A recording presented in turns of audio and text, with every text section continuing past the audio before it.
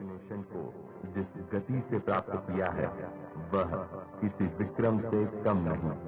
इस अभियान में देश की नेशनल टेक्निकल कोरोना पर विजय उत्सव की तस्वीरें यहां पर हो रही हैं। लाल किले से लाइव तस्वीरें इस वक्त हम आपको दिखा रहे हैं। 100 करोड़ डोज का वार, जिस तरीके से भारत ने 100 करोड़ टीके लगाए हैं, इसके लिए यहां पर यह विजय उत्सव दिल्ली में रखा गया है। इसमें तमाम वीवीआईपी लोग वहां पर मौजूद हैं। आज सुबह हमने देखा कि प्रधानमंत्री नरेंद्र मोदी आरएमएल अस्पताल पहुंचे थे और फिलहाल यहां पर यह विजय उत्सव का कार्यक्रम दिल्ली के लाल किले पर चल रहा है, जहां से हम आपको ये लाइव तस्वीरें इस वक्त दिखा रहे हैं। वैक्सीन निर्माताओं को प्रोत्साहित करते हुए मोदी जी के मिशन कोविड सुरक्षा के तहत भारत बायोटेक को क्षमता विकास के लिए सहयोग मिला और अन्य निर्माताओं को बुनियादी विकास के लिए सहायता मिली। इन्हीं प्रयासों के फलस्वरूप दुनिया की पहली डीएनए आधारित Covid vaccine ZyCoV D Zydus Cadila company द्वारा भारत में विकसित की गई, जो 12 साल से ऊपर के बच्चों के टीकाकरण की सुविधा प्रदान करेगा। जिस तरह लॉकडाउन की शुरुआत से ही प्रधानमंत्री गरीब कल्याण योजना के तहत गरीबों को मुफ्त राशन मुहैया करवाया, वैसे ही कोरोना के इस संकट से लड़ते हुए माननीय प्रधानमंत्री श्री नरेंद्र मोदी जी ने पूरे देश के लिए मुफ्त वैक्सीन उपलब्ध करवाई।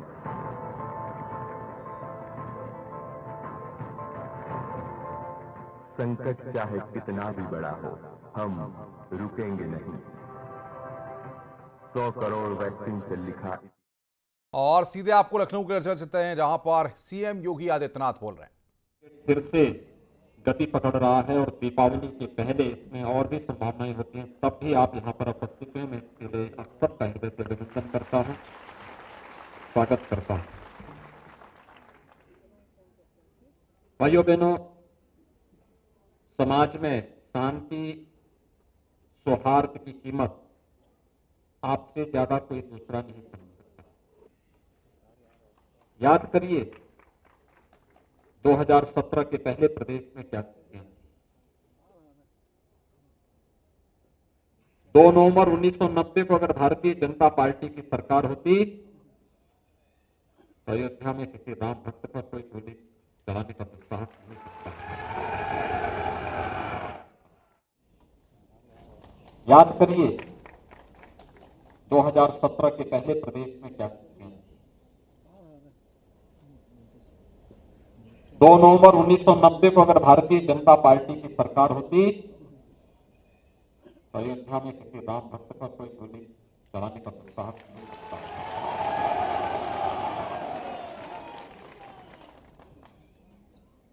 रामद्रोही थे, उन्होंने वोट बैंक के लिए निर्दोष कारक सेवकों पर निर्मम बर्बर गोली कांड करने का दुस्साहस किया। और इसलिए हम सबको इस बारे में हमेशा याद रखना होगा कि जो राम के नहीं हो सकते वो हमारे भी किसी काम के नहीं हो सकते।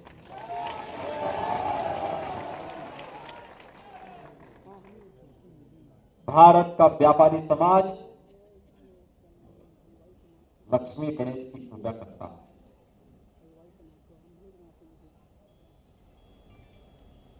भारत की व्यवस्था को भारत की मनीषा ने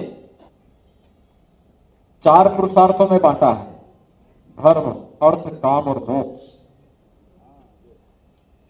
याद रखना,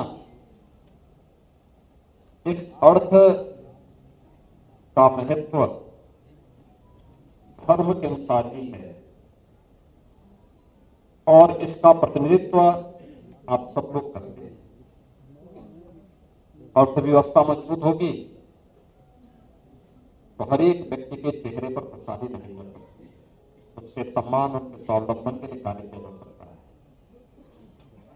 और आपका समाज निरंतर इसके लिए प्रयास किया है, करता है, नई नई चीजें देता है, समाज को एक नई दिशा देता है। और आज तो पशुधन समाज और हलवाई समाज, ये दोनों एक साथ यहाँ पर बैठ करके इस सम्मेलन के माध्यम से अपनी बात को यहाँ पर कह रहा है और अपनी बात को यहाँ पर मंच के हमारे पदाधिकारियों के आह्वान के साथ अपने आप को संबद्ध कर रहा है।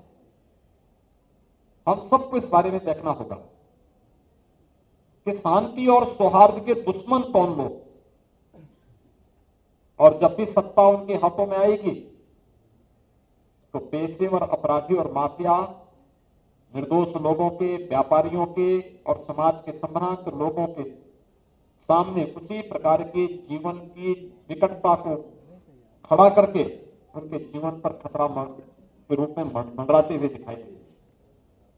और इसलिए हमारी आवश्यकता है, आपने देखा होगा विगत 4.5 वर्ष के अंदर कोई माफिया खुलेआम नहीं घूम सकता, किसी व्यापारी की संपत्ति पर कब्जा नहीं कर सकता। 4.5 वर्ष पहले तक इसी उत्तर प्रदेश में हर व्यापारी से चौथ वसूली जाती थी, गुंडा टैक्स वसूला जाता था, उनकी संपत्तियों पर जबरन कब्जा किया जाता था, जबरन उनकी जमीनों को कब्जा करके हथिया लिया जाता था। कोई बोलता नहीं था। पर्व और त्योहार जब कमाई के माध्यम बनते थे तब कर्फ्यू लग जाता था और भाइयों बहनों फिर उसकी सर्वाधिक मार झेलने को मजबूर होना पड़ता था हमारे व्यापारी समाज। व्यापारी समाज उसकी चपेट में सर्वाधिक होता था। लेकिन विगत 4.5 वर्ष के अंदर आपने देखा होगा सत्ता का सरप्रस्त बनकर के जो माफिया प्रदेश के अंदर पहले तबाही मचाते थे, आज जब उनकी तबाही सामने आ रही है तो उनके सरप्रस्तों के हौसले भी पस्त होते हुए दिखाई दे रहे हैं और उनकी पीड़ा भी कभी कभी आप व्यक्त होते हुए देखते होंगे। ये वही लोग हैं जिन्होंने सत्ता को गिरवी रखा था इन माफिया और अपराधियों के सामने। उनको खुली छूट दी थी प्रदेश के अंदर, प्रदेश के नागरिकों को, प्रदेश के गरीबों, वंचितों, व्यापारियों की संपत्ति पर कब्जा करने की खुली छूट गुंडों और माफियाओं को दे रखी थी। आज ये सभी माफिया कहां हैं हर व्यक्ति जानता है। इसमें कहने की आवश्यकता नहीं। प्रदेश भी, देश भी और दुनिया भी जान रही है उत्तर प्रदेश में अपराध और अपराधियों के प्रति शासन की मंशा क्या है, वो किसी से छुपा हुआ नहीं है। प्रदेश के अंदर 4.5 वर्ष तक कोई दंगा नहीं होने दिया गया, नहीं तो कोसी कला से लेकर के और मुजफ्फरनगर। तो मुख्यमंत्री योगी आदित्यनाथ को आप सुन रहे थे जो संबोधित कर रहे थे। आगे बढ़ते हैं, अब खबरों का सिलसिला बढ़ाते हैं। सुप्रीम कोर्ट के दखल के बाद दिल्ली गाजीपुर बॉर्डर को खोला जा रहा है। किसान गाजियाबाद से गाजीपुर बंडल की तरफ जाने वाले रोड को खोलने में जुटे हैं। किसान नेता राकेश टिकैत खुद पुलिस बैरिकेडिंग से पहले लगे किसानों के टेंट को हटवा रहे हैं। उनका कहना है कि हमने रास्ता नहीं रोक रखा था और दिल्ली पुलिस के बैरिकेड और टेंट हटने के बाद दिल्ली आने जाने का रास्ता साफ हो जाएगा। ये यहां पर बड़ी बात, दिल्ली गाजीपुर बॉर्डर यहां पर खाली हो रहा है। क्या कारण है जो आप ये हटा रहे हैं सब? अरे दिल्ली जाना हमें, तो रास्ता खोल रहे हैं क्या?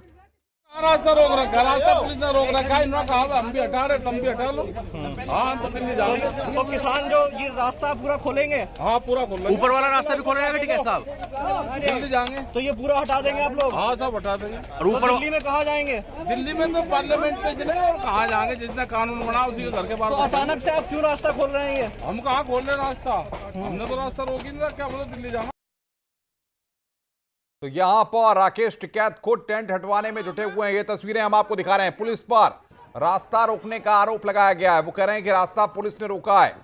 राकेश टिकैत वहां पर खुद टेंट हटवाने में जुटे हुए हैं। ये तस्वीरें हम आपको दिखा रहे हैं।